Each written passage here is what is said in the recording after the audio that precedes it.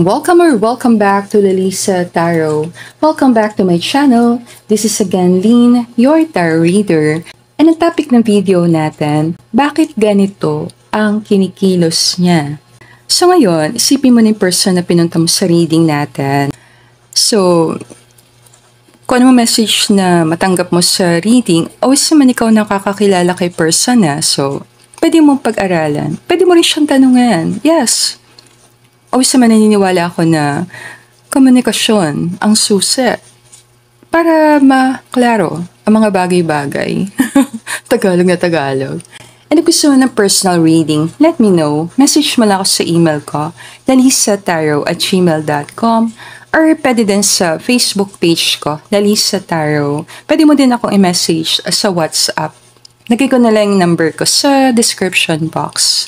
So, pwede ka magbasa sa description box. Nandun yung information. Paano ka makakapag-request ng card reading sa akin? We can start the reading. Sana makuha may messages na para sa'yo.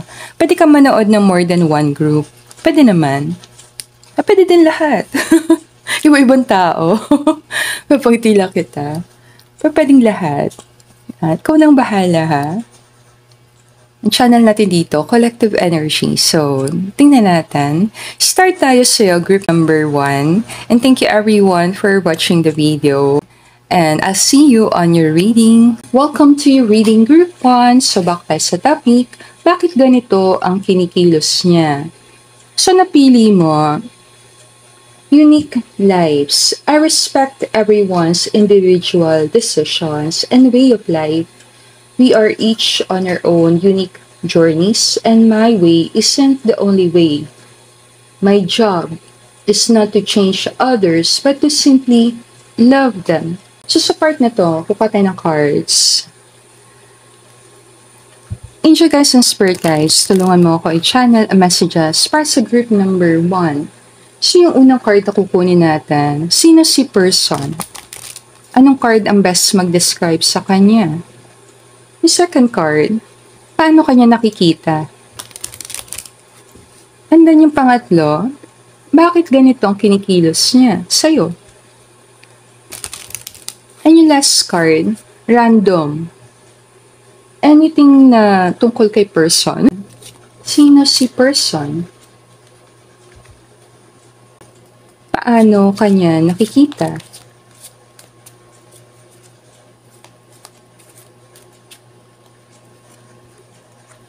Yung sasagot ng tanong, bakit ganito ang kinikilos niya?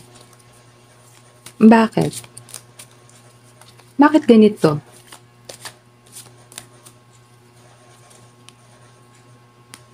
And then sa pang-apat, random na impormasyon tungkol kay person.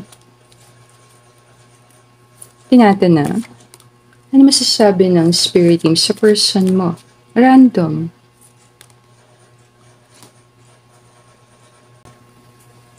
Sa ilalim,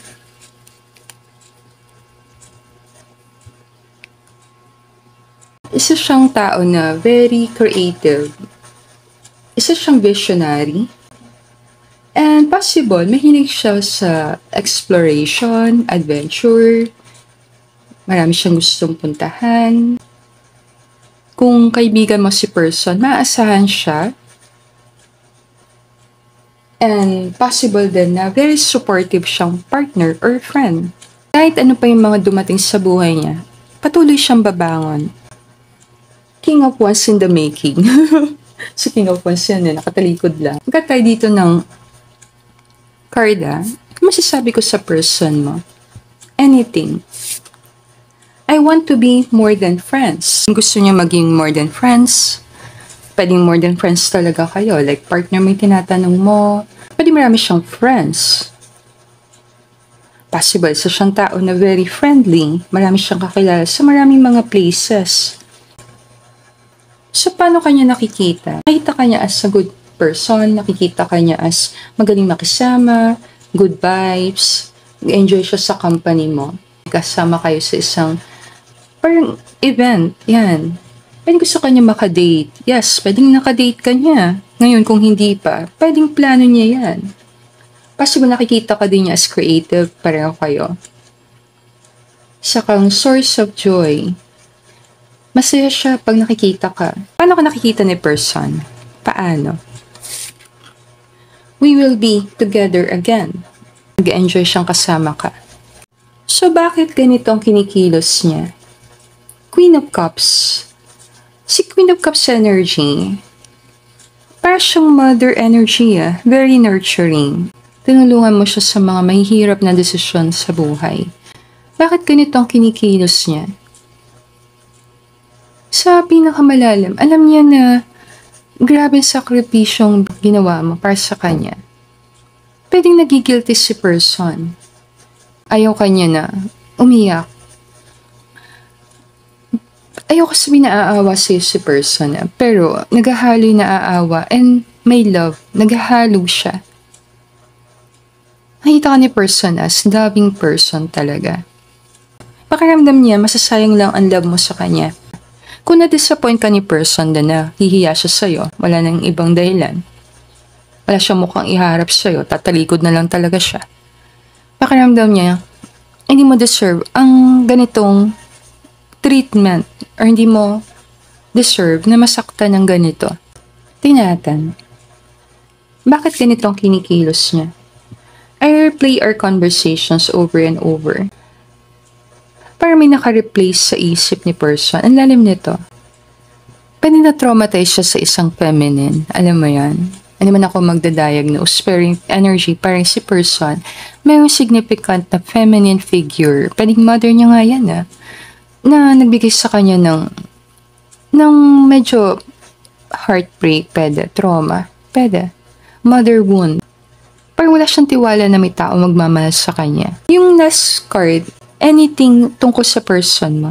Ang 7 of Cups card dito na wishful thinking. Ang person mo, ang daming pangarap. Nahirapan siya mag-focus. Nahirapan siya.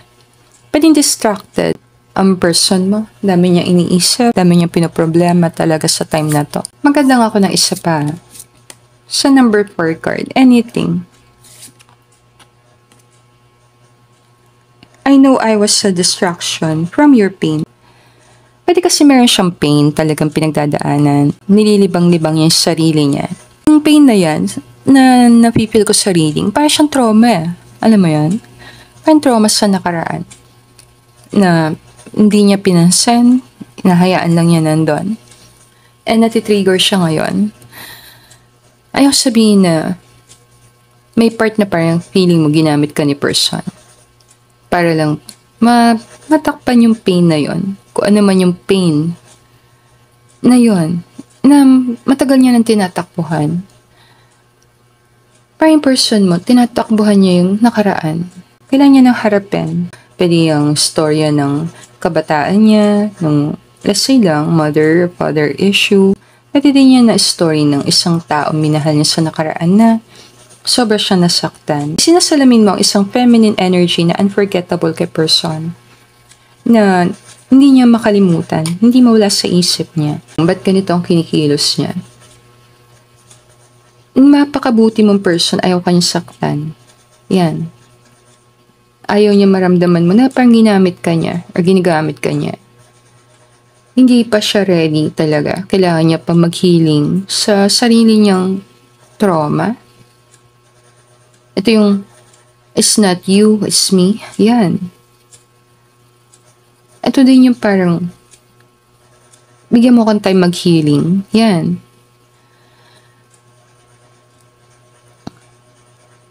Minsan mahirap talaga, di ba? Unique lives. May kanya-kanya tayong buhay. Iba-iba tayo na naranasan. Sabi nga dito, I respect everyone's individual decisions and way of life. We are each on our own unique journeys. So possibly, nandito siya sa personal journey niya ng healing. And kasama ka niya. Sa journey ng healing na yon, nakilala ka niya. Ay malaki may tutulong mo sa kanya sa healing. Kung natitrigger siya dahil sa'yo, dahil sa mga pain nang galing pa sa nakaraan, then pwede mo siyang tingnan as blessing kasi nakakatulong ka kay person. Pinapaalala mo sa kanya na deserve niya naman na mahalin. Kahit ano pa yung nakalipas niya. Minsan nangyari to kapag yung tao, pakiramdam niya yung nakaraan niya, ang pangit. Na wala siya may pagmalaki sa nakalipas niya. Yung pakiramdam niya, yung nakaraan niya, parang hindi maganda.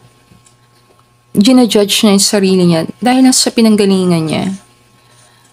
Ang payo ko, kung love mong person, bigyan mo siyang time para makapag-healing, makilala niya yung sarili niya, mabuild ang confidence niya sa sarili. Kasi baka nanggagaling siya sa insecurity, kaya ganito ang kinikilos niya. Na-insecure siya kasi pakiramdam niya hindi siya buo at may kulang sa kanya.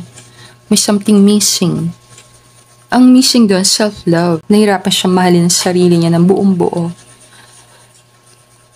Anong lagi kong pinapayan? Kung ano man nakaraan natin, nakalipas na yon. Bigyan lang kita ng interpretasyon ko. Ang sabi dito, my job is not to change others, but to simply love them. Yes. Naman kailangan baguhin kay person na. Wala. Kasi nasa kanya-kanya tayong journey. So, kung ano man nangyari sa kanya, pwede mong hayaan na harapin niya yung sarili niyang journey. And kung love mo siya, then patuloy mo siyang mahalin. Ito yung selfless na pagmamahal, unconditional love, na love ko yung person kahit na hot and cold siya, kahit na urong-sulong siya, kahit pa bago-bagong isip niya, kahit parang ayaw niya mag-commit. Ito yun .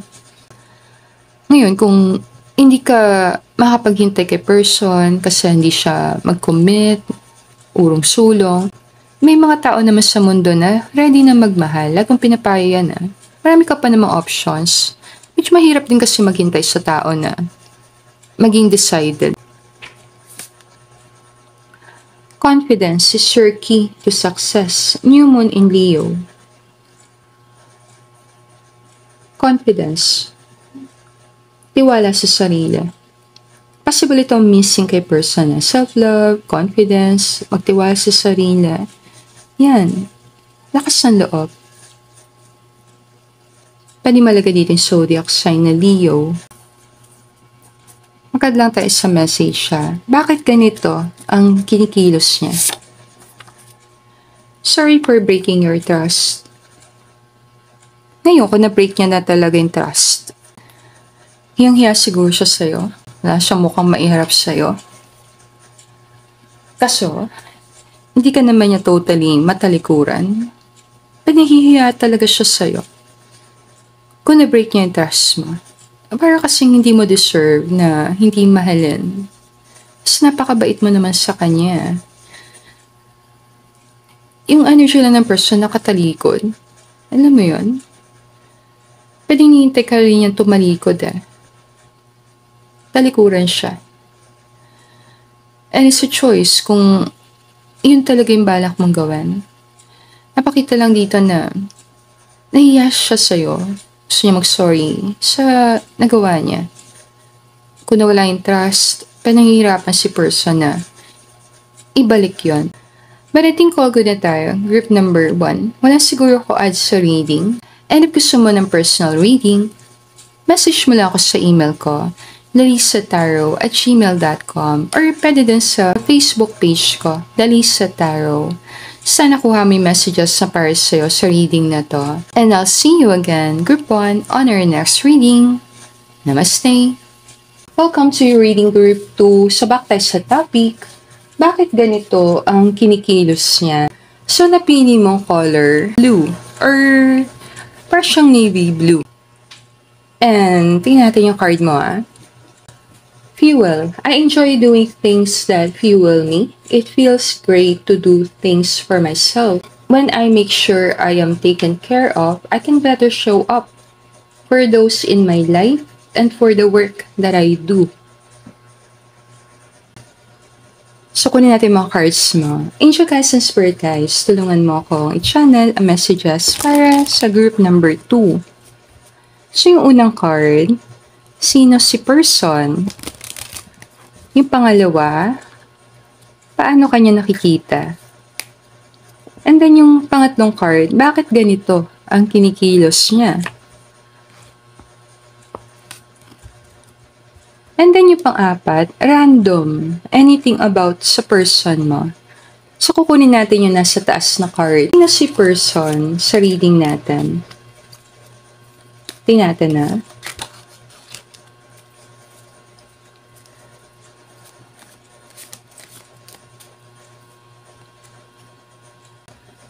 Yung pangalawang card, paano kanya nakikita? Paano kanya nakikita?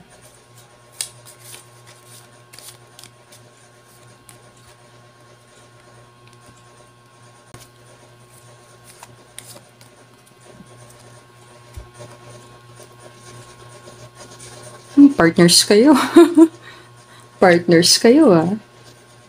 Sa pang-apat, random. Pinakatatagong sikreto. Binago ko yung question. Hindi naman, random. Random. Sa ilalim, na-represent siya ng justice card sa reading natin. So, isa siyang tao na very strong. Pwede isang tao na patas.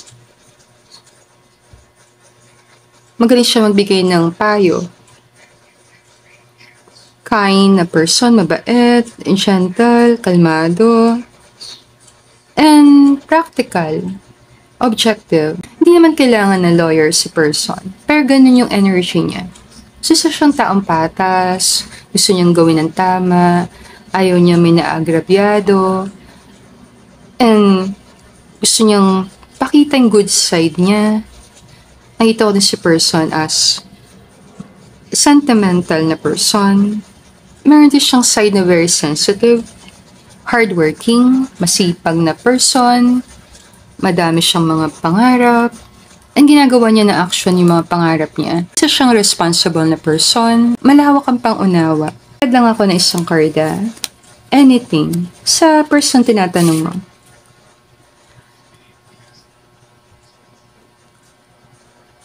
I want you.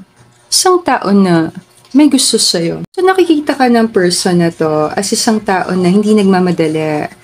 Napaka-patient mo sa kanya. Mahilig ka mag-aral, gusto mong matuto. Kung isa kang tao na mahilig talaga mag-aral, then nakikita ka niya as parang isang lifelong learner. Yan.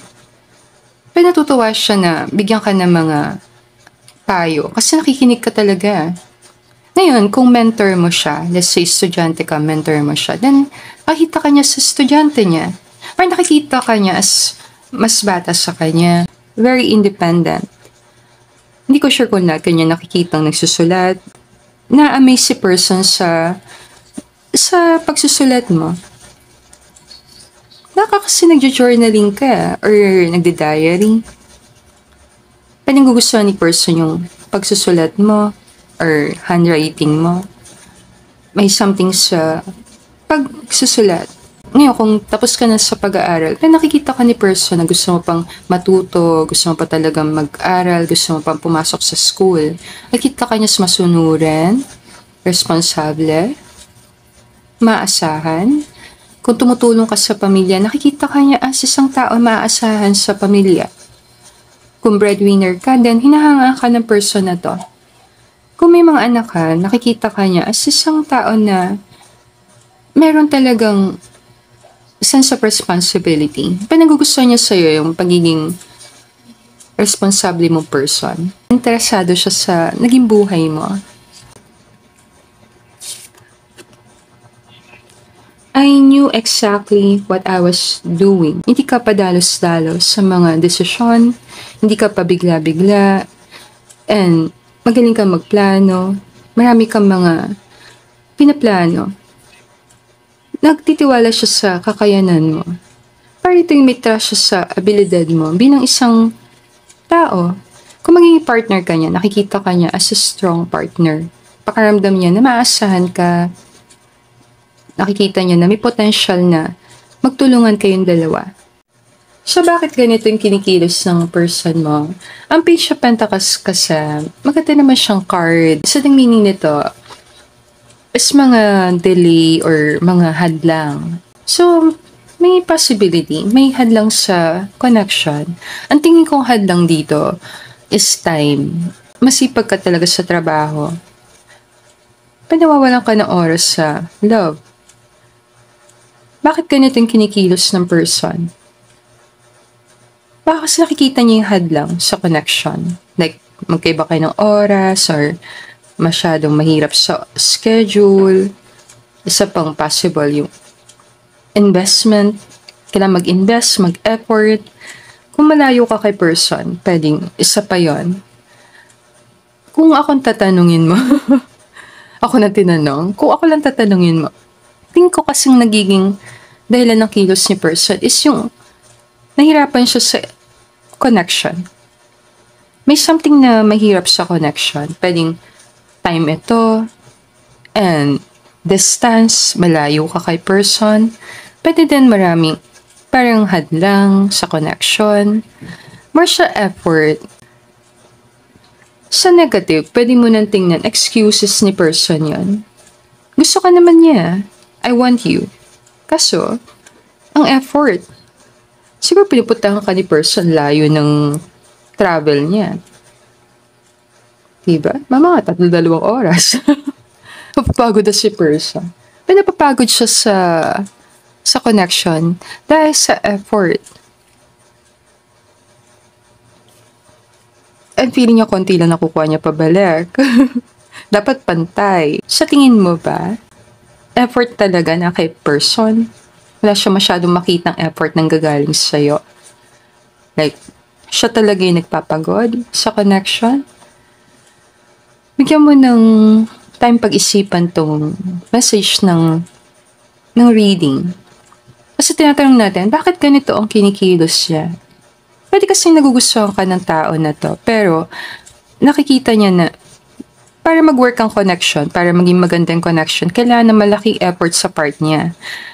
Pero si person, maraming ginagawa, very busy person, focus sa career, nahirapan siya na bigyan ng time ang relasyon.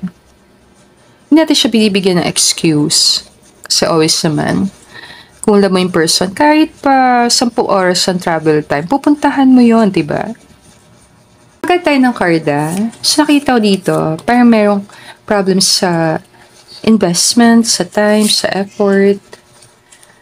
Finding out the truth crushed me. Pwede kasi yun ang truth sa connection. Pero kasi ang truth sa connection sa paningin ko is may potential yung connection, medyo mahirap lang talaga. Mahirap kay person i-maintain yung connection. Dahil sa magkalayo, magkaibang schedule, nakakapagod, maraming effort. Ang tingin ko lang excuses yun. Tingin ko lang excuses. Pero, hindi natin kasi sasantabi na baka yun talaga ang nangyayari. Kaya ganito ang action niya sa'yo. Yung Page of Pentacles, meaning yung breadcrumbing. Ano mo yun? Binibigyan ka lang niya ng paunti-unti. Pakunti-konting time, pakunti-konti. Hindi siya todo. Hindi niya binibigay ng todo. Pwede ding style ni person to. Para ma-hook ka sa kanya. Alam mo yun? Magkaroon ka ng excitement, makita siya. Yung parang ma-excite ka sa connection. Hindi siya nagbibigay ng todo, hindi siya nagbibigay ng sobra-sobra. Sakto lang. Nagpo-pull back si person. Parang push and pull ito Yan. Sinasakto lang niya. Yung breadcrumbing, mahirap yan Kasi parang siyang feeling mo, nang hihingi ka ng oras sa tao. So, pag-aralan, saan nanggagaling yon? Ngayon, kung ikaw yung napaka-busy na tao, then ganito ang pakaramdam ng person. Parang kailangan niyang humingi ng konting time sa'yo. Mahirap makahingi ng time sa'yo. Napaka-busy mong tao.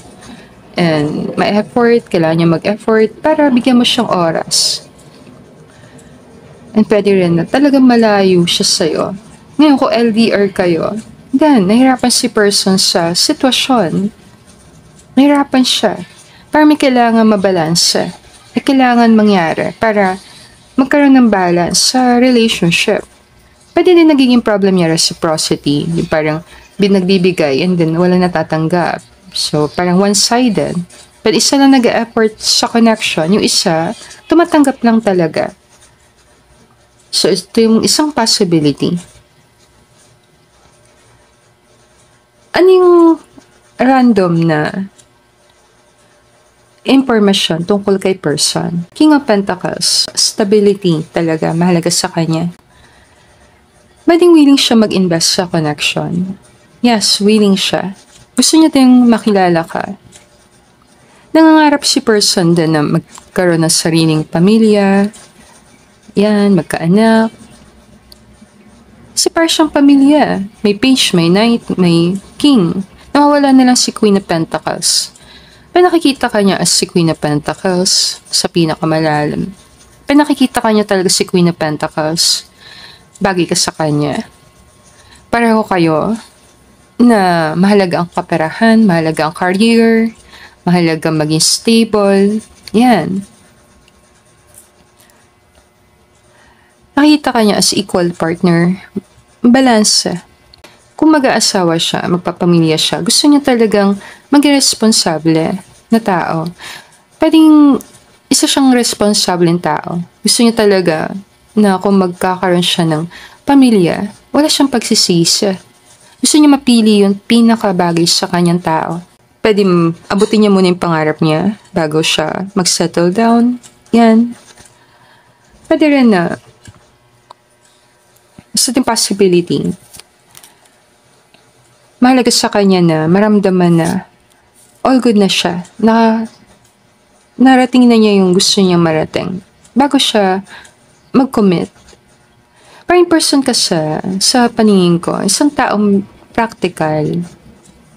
Ang takot niya is maboard ka sa kanya. Possible, pinag-aaralan niya paano maging masayang kasama, exciting. Yan. Gusto niya magdala ng excitement sa connection.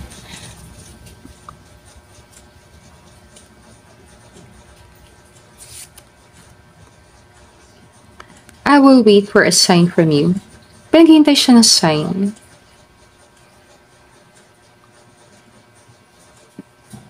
Or ikaw naghihintay ng sign. Be bold and make the first move. Malakas naman ang loob ni person Feeling ko na nakagawa naman siyang first move. Sa energy lang. Ngayon, kung magkaibigan kayo, pwedeng hindi pa nandun yung confidence na person na gumawa ng first move. Nag-hesitate pa. Medyo kinakabahan pa. Yung mga Pentacles, medyo mabagal siyang energy sa paningin ko. Hindi siya nagmamadala. Walang pagmamadala. Possible kaya ganito action ng person. Hindi siya nagmamadala. Wala naman siyang dahilan para magmadala. Hindi niya nakikita na kailangan i-rush yung mga bagay-bagay. Ito yung okay lang kay person maghintay. Okay lang kay person na patagalin ng connection. Kilalanin ka muna. Huwag magmadala. Yung kung partner mo ang person, hindi naman sa nagtatampo ang person. Pero kung partner mo ang person, napapansin niya na parang nag-e-effort siya and feeling niya hindi nasusuklian. Hindi pantay. Yung binibigay niya, parang hindi niya natatanggap pabalik. And kailangan mong pag-aralan, ano yung context? Sino yung taong tinatanong mo? Binagbibigay ba siya sa'yo? Like, anong binibigay niya sa'yo? Kasi parang may part na feeling niya na bibigay siya and wala siyang tatanggap pabalik. Reciprocity. Parang may hindi balansa. And kailangan mabalansa yun. Some possibility kung magkaibigan naman kayo, willing siyang mag-invest sa'yo. Willing siyang mag-invest sa connection. Pero hindi siya nagmamadali.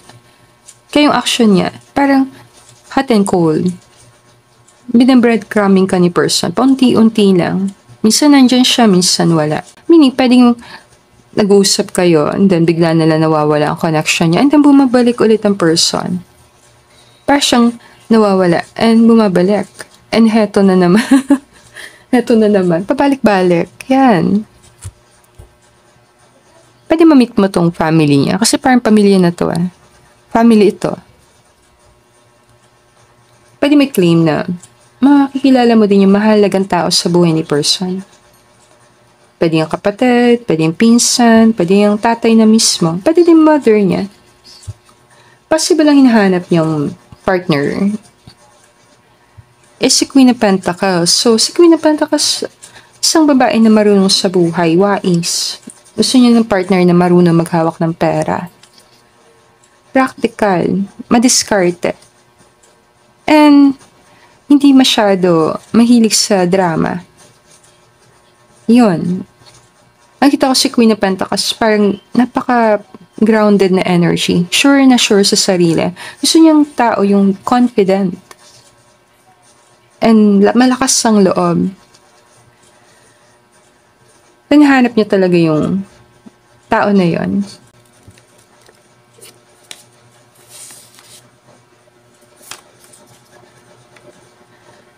Mahal kita, hindi ba halata? Kulang person. Sumasagot ako. Pwedeng may feelings doon. Yes, may feelings naman na. Tingin ko kasi may feelings sa person, pero hindi sobrang halata, hindi sobra. Ayaw niya magsobra ng effort. Pwedeng ayaw niya ma-taken for granted. Possible ang takot niya dito ay maging nice guy yan. Yung parang over ako sa effort, tapos mababaliwala lang ako. Pwede isang lesson niya natutunan niya sa nakaraan na pag sobra-sobra ka nag-effort, sobra-sobra, pwede kang din mabaliwala, ma-taken for granted. And possibly, iniiwasan niya yan ah. Ang dami niya effort doon, tapos hindi naman masuklian. Pwede hindi niya pinapahalata yung feelings niya talaga. Ayaw niyang ipahalata sa'yo. Kung tinatanong mo lang ako, bakit ganito ang kilos ng person? Pwede ayaw niya ipahalata na mahal ka niya. But I think all good na tayo. Wala siguro ako add sa reading group 2. Let me know na lang sa comment kung nag-resonate sa reading natin. And if gusto mo ng card reading, let me know. Message mo lang ako sa email ko, lalisataro@gmail.com, or pwede din sa Facebook page ko, Lalisa Taro. You can also help me grow my channel by liking the video, pag-leave ng comment, and syempre pag-subscribe. Yan. And thank you everyone for watching the video. Sana kuha mo messages na para sa'yo, Group 2. And I'll see you again on our next reading. Namaste! Welcome to your reading group 3. So back tayo sa topic. Bakit ganito ang kinikilos ni person? Yan. So napili mo dito, color green. And ang card na to, mirror. In order to change my life outside, I need to change inside. Once I am open to this change, my exterior reality will begin to mirror those new shifts. So, sa part na to, kunin natin mga cards mo. So, this is a general tarot card reading. Take what resonate with you and leave the rest. Angel guys and spirit guys, tulungan mo akong i-channel ang messages para sa group number 3. Sana clear message. So, kukuha tayo dito ng 4 cards. So, yung unang card, sino ang person na tinatanong mo? Yung pangalawa, paano kanya nakikita? Yung pangatlo, bakit ganito ang kinikilos niya? And sa pang-apat na card, any random, any secret, information, tungkol kay person, konti lang. Tinatan na, sino si person? Paano kanya nakikita? Bakit ganitong kinikilos ni person? Bakit?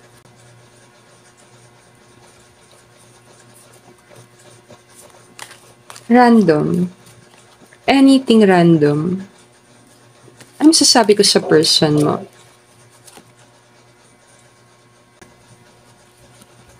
Sa ilalim.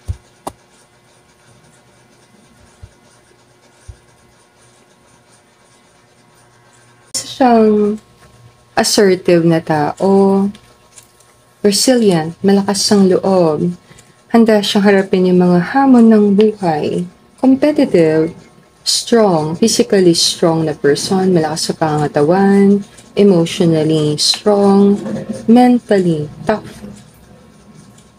And possible din, secure, kilala niya yung sarili niya, defender, tagapagtanggol, parang hero, no? Parang siyang hero. Pinaglalaban niya yung pinaniniwalaan niya, gusto niya talaga ng challenge, hindi siya takot na mag-stand up para sa sarili niya. Mataas siya sa boundaries, pakiramdam mo, very protective ang person, guarded. And meron siyang unwavering faith. And may tiwala siya sa sarili niya. Malakas ang loob.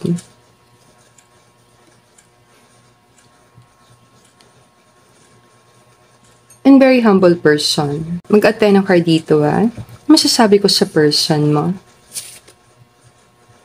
So many things remind me of you. Isa siyang taong hindi mo makalimutan. Nakikita ka niya isang matalinong tao, highly intuitive, malakas ang kutob, yan. And kalmado, mahirap kang mag-trust, mag-open up. Nakita ka niya as grounded. Sure ka din sa sarili mo. Pareho rin kayo, ipaglalaban mo din paniniwala mo. Nakikita ka niya nagkakaroon ng internal struggle. Pwede marami kang mga problema dinaanan na nakita ni person, or pwedeng siya'y nakita mo dumaan sa mga challenges. Nakikita ka din niya strong partner. Protective ka sa mga taong love mo. Very secretive, malihim, madami sikreto, very mysterious ka kay person. And hindi siya makatingin sa eyes mo. Wait, takot ko sa mata nito. Itong Two of Swords. Pwedeng yung weakness mo or weakness ni person, yung eyes. Ang kung ano ma-meaning sa'yo ng salitang weakness. Bakit ang weakness niya? Ang lakas-lakas ni person, tapos may weakness, no? Lagi ko doon. Ganyan talaga. Alam mo si Superman, weakness nga niya, kryptonite. Pangiti lang kita. Saan ba si Superman? Kala mo may Superman ako dito. Ayan, no? Ayan, no? Sabi sa'yo, Para si Superman ng person mo. Agad tayo dito, Parang yung person, parang hindi mo na nakikita siyang as tao. And ikaw nakakaalam kung anong sinasabi ko dito. Parang nakikita mo siya as parang hindi pangkaraniwang tao. Ang lalim, no? Pwede sinave ka niya. Sinave ka niya. Magkat tayo dito. Anong masasabi niya sa'yo? Sa kamisteryosa. You came closer than anyone. Pwede malapit ka na tao sa buhay niya. Like malapit ka na kaibigan, malapit ka na person. Ngayon, kung partner mo tinatanong mo, then malapit ka talaga sa person na to. Mahalaga kang tao sa kanya. Ngayon yung pangatlong card yung sasagot sa tanong, bakit ganitong kinikilos ng tao na to? May something to sa salitang vision. Possible yung person na tinatanong mo, meron siyang malalim na dahilan sa mga action niya. Yung action niya, hindi lang yung tungkol sa'yo. Trigger warning. Meaning yung action niya sa'yo, hindi lang dahil sa'yo. May possibility, yung person mo, visionary. Tinitingnan niya yung hindi lang ikaw, lahat ng nakaka-apekto sa kanya. So, itong person na tinatanong mo, medyo ahead siya ng ilang steps. Advance. Pwedeng advance siya mag-isip, nag-overthink, or ayaw niya magulo yung plano. Pwede may plano naman siya sa connection. Sa future, nakikita niya kayo. Pero sa ngayon, iba yung focus ng person. Kaya Kaya ganito yung action ng person dahil sa vision, dahil sa isang mission. Pero meron kasi siyang big mission, big vision na kailangan niyang gawin. Pwede itong purpose, pwede itong vision, pwede itong mission. Na marami siyang kailangang ibuhos na energy doon. Ayoko naman niyang isang tabi. Parang pinapakita lang ng mga cards mo. Yung person, meron siyang ibang nasa isip. Hindi ganun ka-priority sa kanya yung connection sa time na to. Pero sa future, open siya sa possibility na kung pwede kayo sa future, then sa future, magkikita kayo. Yung action ng person, pwede na misinterpret mo siya. And di naman yung sinasadya kung iba yung tingin mo. Pero kasing sa pinapakita ng energy, hindi kanya binibigyan ng title, hindi kanya binibigyan ng parang label. Walang lumalabas na king, queen, or any court card. Puro minor cards ito sa reading. So, sa pakiramdam ko, parang napifeel mo na parang hindi ka pinapahalaga ng person. Pero yung energy ng reading, hindi naman niya yung sinasadya. Pero kasi off limits sa ngayon, off limits yung connection, hindi siya pwede ngayon. Yun na talaga, hangman, parang nakahang ka sa connection, di mo alam kung saan pupunta, kung may pupuntahan, or worth it bang hintayin. Bakit ganitong kinikilos niya? It's time for me to heal now. Pwede siya siyang healer, or nag-healing si person, or wala talaga siyang time para sa connection na to sa time na to. Always naman, kung feeling mo, hindi ka binibigyan ng oras ng person, pwede ka naman na magdesisyon na mag-focus sa journey mo. Alam mo yan, focus ka sa healing mo, focus ka sa life mo. Napakita lang na, bakit ganito ang kinikilos niya? Yung focus ng person na sa ibang bagay. Anong masasabi ko kay person na pwedeng alam mo or hindi mo alam tungkol sa kanya? Nasasaktan din ang person mo eh. Overall na to pwedeng dumadaan si person sa napaka-challenging na time sa life niya. Ang Five of Swords kasi karya ng conflict. Nagko-conflict din si person Pwedeng conflict of interest ito. Pwede din itong conflict ng values. Marami kayong pagkakaiba talaga sa values, sa vision, sa pangarap. Pwede. Hindi nyo mapag-ugnay yung mga gusto nyo. Ito yung magkaiba kayo ng gustong mangyari sa buhay. Magkaiba kayong lifestyle, magkaiba kayo ng plano. Pwedeng hindi mo na kikita na yung person, sasaktan din siya. Sensitive din siya na person. Kahit na parang lakas ng energy niya sa umpisa. Mayroon siyang side na sentimental, mayroon siyang side na nanghihina din siya. Baka hindi mo nakikita si person na mahina. Nakikita mo lang siya as strong. Pero meron din siyang weakness. Si person possible hindi mahilig sa gulo. Kasi parang ayaw niyo makipag-away Pero nasasaktan siya pag nag-aaway kayo. O nasasaktan siya kapag nainis ka sa kanya. Ayaw ka rin niya siguro talagang masaktan sa pinakamalalim. Ayaw ka niya mag-suffer. Ayaw ka niya mahirapan. Tingnan ko. I wish I could share my good news with you. Marami si person good news. Marami siyang gusto sabihin sa'yo.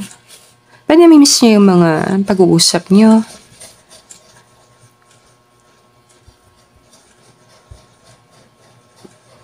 Pwede marami na siyang hindi naintindihan sa buhay mo.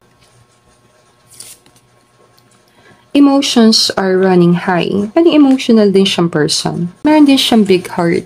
Yes, pwede malambot ang puso niya sa'yo. Hindi ka niya matiis. Kinakabahan din siya pag nakikita ka.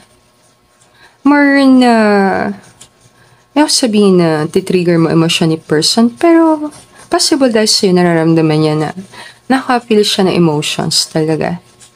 Para kasi siyang isang taong very focused sa ginagawa. Ayaw magpaabala. Kaya bilisan natin Pero in person mo, napaka-busy. Maganda lang ako dito And thank you everyone for watching the video. Mag-iwan lang ako ng isang message dito. Iko-close ko na. Tingnan natin